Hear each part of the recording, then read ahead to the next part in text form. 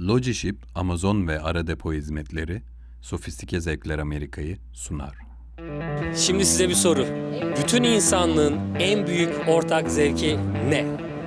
Yemek değil kesinlikle, çünkü yemekten bile çok haz etmeyen bir sürü insanla tanıştım. Bir düşünün bakalım, bütün insanlığın en büyük ortak zevki. İlla ki aklınıza gelecek.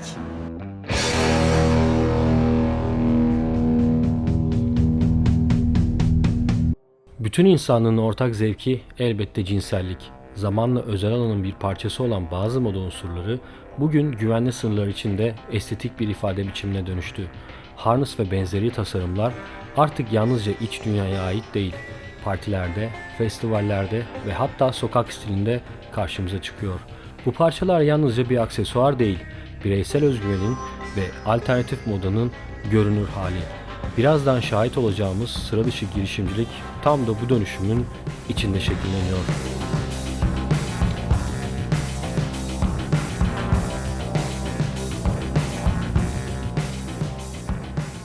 Merve ile birlikteyiz. Dedin ki beni ayda bir burada yakalayabilirsiniz. Evet. Çıktık geldik. Çok teşekkür ediyoruz bizi Ben misafir teşekkür ettiğiniz ederim. Evet, bugün Hollywood'daki Bar Sinister'dayız. Aha. Burası 30 yıllık bir kulüp aslında. Daha çok rock müziklerinin olduğu ve aynı zamanda gotik bar olarak da geçiyor. Ben ayda bir kez buraya gelip kendim stand açıyorum. Ürünlerimi sergiliyorum. Çünkü buradaki dress code ya full siyah ya harness, yani benim sattığım ürünler tarzı oluyor. Ayda bir geliyorum. İnsanlar çok beğeniyor ürünleri. Ürünler zaten Türkiye'de yapılıyor. Soruyorlar dizaynlar nasıl oluyor, nereden geliyor. Daha önce birkaç yere gitmiştim. Ama çok açıkçası talep almadım. Bir de ürünler biraz artı seks olduğu için maalesef her yerde aynı ilgiyi ya da Talebi yok, evet, doğru. Talep olarak da aynı şekilde. Burası tam olarak benim müşteri kitlemin olduğu bir bar aslında. Peki bu işbirlikleri nasıl doğdu yani? Bu hikaye nasıl başladı? Onu bir sorayım en başta. Yani herkes çok şaşırıyor aslında. İlk önce isminden bahsedeyim. İsmi Merve. Benim ismim Merve ve Amerika'da herkes Merve diye okuyor. Ben de bir marka kurmak istediğimde benimle bir bağlantısı olsun istedim açıkçası. Dedim ki Merve olsun, benim adımı çağrıştırsın ama aynı zamanda tagline yaptım. Wear Merve, feel curvy. Yani Merve giydiğinde kendini daha böyle kıvrımlı, Evet. böyle hareketli hisset. Oradan geldi ismi. Bunun altyapısı da aslında şöyle oldu. Ben yaklaşık 5 sene iç giyim sektöründe çalıştım. Yabancı bir markanın hem Türkiye'de hem Amerika'da mağazalarında böyle müdürü, Yine bu tarz iç giyim mi? Kadın iç giyim mi? kadın iç giyimde. Dolayısıyla background'ım olduğu için bu işe girmem zor olmadı. Çünkü zaten kadınların bu tarz ürünlerden beklentileri ne, beden olarak ya da kendilerini nasıl hissetmek istiyorlar. Bedenden kastım şöyle, Amerika'da bildiğiniz üzere çok fazla obezite Doğru, evet. ama kilosu fazla olan kadınlar için çok fazla seçenek yok. Ben aslında biraz oradan da bir çıkış noktası buldum. Benim ürünlerim 5XL'e kadar gidiyor. Bu da Amerika'da çok talep görmesini sağladı. Çünkü insanlar şunu görüyor. Diyor ki sadece küçük bedenler için üretilmemiş. Evet. Aynı zamanda büyük bedenler de seksi hissetsin. Kendini giydiği ürün içinde bulsun diye yaratılmış diye. Yani burada mesela geldiklerinde konuştuğumuzda bundan çok etkileniyorlar. Pazarlama açısından hep insanların önüne konulan şey hep ince beden, doğru mu? Belli ölçülerdeki kadınlar. Evet. Ama senin hitap ettiğin kitle aslında ciddi bir pazar. Onu yakalamışsın burada yani. Benim. Evet, yani o da şöyle oldu aslında. Ben ilk defa 2019 yılında Burning Man'e gitmiştim. Ve Burning Man'de bu tarz deri harness'ların giyildiğini gördüm.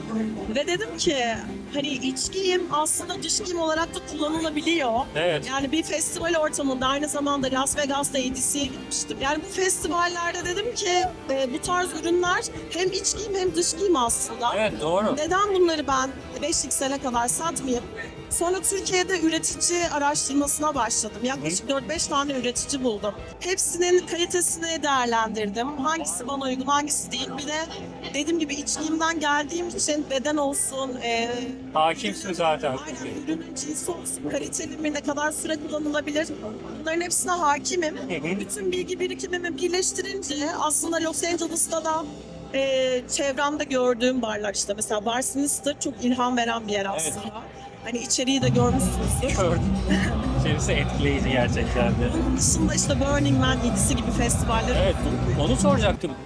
Yatak odasından ibaret ürünler değil. Doğru mu? Biraz önce bahsettin. Aslında dış giyim, festivaller, işte elektronik ya da tekno partiler gibi etkinliklerde tercih ediliyor haliyle. Yani aslında biraz hayat tarzı. Çünkü burada da görmüşsünüzdür bazı gelenlerin mesela kıyafetleri benim sattığım ürünler aslında. Evet doğru, yani dışarıda bu insanlar geziyor. Evet, yani mesela montla gelmiş bir çıkarıyor, direkt benim sattığım ürünü içine giymiş. Evet. O yüzden hayat tarzı olarak da düşünebiliriz. Çünkü kendilerini seksi hissediyorlar bu ürünlerin içerisinde.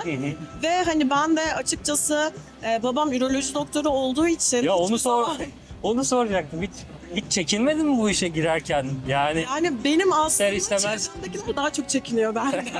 sen daha rahatsın öyle mi? Ben daha rahatım ya, çünkü babam üroloji doktoru olduğu için hiçbir zaman cinsellik benim için bir tabu olmadı. Hani evde mesela ameliyat videolarını açardı, izlerdik. Ve da ürolojiyle ilgili bir sürü kitap olurdu. Hani cinsellik kavramı Türkiye'deki çoğu kadın için aslında bir tabu. Evet. Ama ben öyle bir bakış açısına sahip olmadığım için ve sonrasında üniversiteden mezun olur olmaz iç giyim sektörüyle aslında kariyerime başladığım için benim için aslında çok normal bir yol Evet. oldu. Bunlar aslında vegan deri diye geçiyor ve aynı zamanda aksesuar da üretiyor. Hani choker olsun, yani kolye, maske. Bu nedir? Bu küpedir. Aa, Bu flash altında renk değiştiren bir deri. Reflective Vegan Harness diye geçiyor. Bunun normal kıyafet olanı da var. Bunlar flash altında renk değiştiriyor. Dolayısıyla siz bir festivale gittiğinizde o evet. ışıkların altında üstünüzdeki ya da aksesuarlar öne çıkıyor. Doğru mu? kesinlikle öne çıkıyor. Dolayısıyla benim aslında giriş şeklim iç giyim oldu ama bir yandan başka alanlara doğru da ilerledi. Mesela şu an boynumda gördüğünüz choker da benim ürünlerimden biri. Şimdi birkaç hemen bir şey soracağım. Bir, choker ne? İki, harness Bu dedin. mesela elimdeki şu choker olarak geçiyor. Choker ne? Boyuna takılıyor şu Boyuna şekilde. takılan, Evet. Aha. Kolye aslında ama hani boynu sarıyor tamamen. Şu harness olarak geçiyor. Neden? Çünkü bu bir deri ürün. Yani kumaş değil. Mesela bu da bir set. Bu da aynı şekilde püskülleri olan, üst ve alt kısmı birleşik olan yine bir harness takım olarak geçiyor. Peki vegan olmasını merak ediyorum. Deri ama yapay deri, doğru mu? Evet, Hayvan. bunlar vegan deri olduğu için kalitesi aslında çok iyi. O yüzden bu şekilde devam Ben ediyorum. bunları elime aldım ama bunlar ne? Bunlar şöyle, aslında Bar Sinister'ın 2. katında kendinizi kırbaçlatabildiğiniz bölüm var. Buradaki müşteriler gidip ücretsiz olarak kendilerini orada kırbaçlatabiliyor. Şey söyleyeceğim. Tabii. Yukarı çıktığımda sıra vardı yani. O sıra Evet, o sıra Kırbaçlatma. kırbaçlatma sırası. Hani bununla. bu Amerika'da çok değişik bir var gerçekten. Ben de o yüzden bu ürünleri satıyorum. Çünkü bazen gelip benden alıp yukarı gidip kendi kırbaçlarıyla kendilerine kırbaçlatıyorlar. Hani ben aslında böyle bir arz talep görüp küçük popomu Yani. yapmaya karar verdim.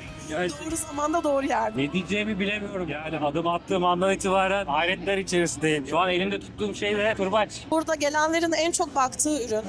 Genelde kıyafetlerden çok aksesuarlara önce bunu al, sonra kelepçe, sonra maske. Bu tarz şeyler Amerika'da çok utanılan şeyler değil. O yüzden burada gelip ürün hakkında çok rahat soru sorabiliyorlar. Son olarak şunu soracağım. Hangi satış kanallarında varsın? Şu anda kendi web sitem var, burgerlancere.com diye. Aynı zamanda Instagram'da IG shop'um var. Bunun dışında ara ara Whatnot üzerinden canlı yayın açık yapıyorum. Bu arada son dönemlerde %60-70 erkekler alıyor harness'ları. Dolayısıyla dışarıdan belki iç giyim denince hep kadınlar alıyormuş. Değil mi aslında? Evet. Son 3 satışımın hepsi erkeklere gitti, öyle söyleyeyim size. Vay be. Şimdi bu güzel muhabbetin ardından şu meşhur ürünleri bir incelemek istiyorsun. İnceleyelim. Müsaadenizle. Reflektiflerle başlayalım isterim. En çok dikkat çekenler bunlar oluyor. Flashla çektiğiniz zaman renk değiştiriyor. Yani baktığınızda şimdi festivallerde kullanıldığını söyledim. O flashların altında parlıyor. Üzerindeki mesajlar da buraya çok uygun. İtaat et diyor yani. Köle var orada. Burada şöyle var. Şu şekilde bir takımı var mesela. Aynı şekilde reflektif. Gösterelim. Hatta arkadan kolye de çıktı. Aa bu da bak. Evet, Güzel. bu kolye mesela şu şekilde gözüküyor. Vay be. Gördüğünüz gibi 2 reflektif var. Bu beyaz gözüken, diğeri rainbow diye geçiyor. Evet arkadaşlar. Trafik polisi gibi gözükmek istiyorsanız bu tarz kıyafetleri tercih edebilirsiniz. Bunları dış giyim olarak kullanabilirsiniz. İçine bir crop top giyip Aha. ya da işte bir blazer ceket giyip bunu dış giyim haline getirip aslında hayatının bir parçası yapıyor. Doğru. Bunlar ne? Bunlar choker'lar. Yani benim Biraz önce gösterdiğin evet. Aha. Choker olduğunda daha böyle boynu saran oluyor. Daha bol oluyor. Bu kedi için, bu da senin için. Yani kedinle beraber takım olarak kullanabiliyorsun. Ürünlerimiz sadece insanlar için değil. Evcil hayvanları da İyisin. düşündük. Evet, kedi için. Yani bir yaşıma daha girdim ya. Bu mesela göğüs altından giden bir kemer görünümü var. Hı hı. Bunu beyaz bir gömlekle giyebilirsiniz. İşe Doğru. gidebilirsiniz o şekilde. Ne dedim, işe mi gidebilirsin? Çünkü o beyaz gömlekle giyinip kullanılabilecek bir şey. Yani ürünler çok yönlü. Nerede giydiğinize göre değişir. İkimiz dost ya. Şimdi ben örnek vereyim. Ben bunu giydim ve işe geldim.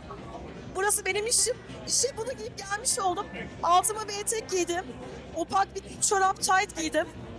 Tamamen nasıl kombinlediğinize bakıyor yani. Ben ikna oldum ya. Sana da verebilirim bir tane. Erkek ürünlerimiz de var.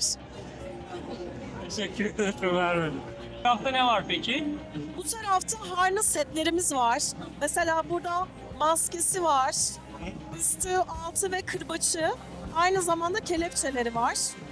İşte buna Bak, kelepçe. harness set deniyor. Evet, kelepçesiyle beraber. Yani bu bir full set. Burada gelen insanların kıyafetlerine bakarsan bu şekilde giyinip gelmiş bir sürü insan görebilirsin aslında. Yani. Başka setler var. Yine zincirli, yine kelepçesi var. Harness setler. Burada mesela choker'ı var. Sivri, gotik bir görüntüsü var bunun. Bunu mesela blazer ceket içine giyip buraya outwear olarak kullanıp gelen bir sürü insan var. Bu zincirli olan modeller çok beğeniliyor. Benim de şu an altımda var. Dış giyim olarak kullandım. Buna bakalım. Bu da püsküllü. Ha evet. Şu şekilde püskülleri var şöyle. Omza düşüyor. Yine bu da bir harness set. Bir de mesela iç giyim olanlarda genelde kelepçe oluyor ama daha dış giyim olanlarda kelepçe olmuyor. Oradan da ayırt edebiliyorsun. Buraya bir geldim. Ay bırakın dokunup kaçmayı, insanlar üstüne giyinip içeri giriyor. Biraz önce bizzat şuna şahit oldum. Müşteri geldi, dedi ki 2 sene önce senden almıştım, hala kullanıyorum dedi yani. Evet, vegan deri olmasının en büyük şeyi bu. Senelerce kullanabiliyorsunuz. Müşteriler bu yüzden tekrar alabiliyor. Çünkü ürünler sağlam. Dokunduğunda da dokun, yumuşaklığını hissedeceksin. Bu barın dress kodu bunlar. Bir sürü insanın bunları giyinip geldiğini göreceksiniz. Ben hariç herkes giymiş. Evet, sen buraya çok şıksın. Evet, Zaten benim yerim mesela burası değil kızlar ya. geçiyor arkadan gözüküyor şu an. Hani ben doğru yerde olduğumu buraya geldiğimde insanlara bakınca anlarım. Evet, kesinlikle. Mesela zincirli görüyoruz. Bir çekindin mi diye sormuştum. Burning Man'e gittiğimde bir çekindiğim oldu. Normalde bunları ben dış giyim olarak giyinip çıkan bir insan değilim. Aha. Hatta eşime de verdim. Dedim ki biz bunları giyip gidelim. Bir sürü insan gelip dedi ki aa bu ne kadar güzel bir şey. Nereden aldın? Dedim benim markam. Ve ben orada aslında kimseye kendim söylemeden dikkat çekip doğru yerde doğru şeyi giydiğim için pazarlama yapmış oldum. Ve internet yok Burning Man'de. Çoğu insan telefonun notlar kısmına yazdı markamın ismini. Ve Burning Man'den döndüklerinde alışveriş yaptılar, Instagram'dan eklediler. İnsanın tartışması en büyük zevki cinsellik ve insanlar da bu hayatlarını zenginleştiriyorlar. Özellikle büyük beden olan bir insanın da cinsellik olsun, iç giyim olsun kendini iyi hissetmesi için her markanın bence büyük bedenlere de özellikle ürün üretmesi gerekiyor ki ayrımcılık olmasın. Evet, Ve ben, doğru. bu bence Amerika'da en çok üzerinde tutulan konulardan biri. Bu gece çok şey öğrendim, çok şey de gördüm. Bu arada standın insan akınına uğruyor ama mahremiyet gerekçesiyle onları çekemiyoruz tabii ki. Biz seni rahat bırakıyoruz ki işine odaklan. Bizi misafir ettiğin için çok teşekkür ediyoruz. Teşekkür ederim. Çok memnun oldum. Çok memnun olduk. Bekleriz. Bekleriz. Mersin'in Sıra Merve'nin standına bekleriz hepinizi. Seko, kapatırsan biraz alışveriş yapacağım.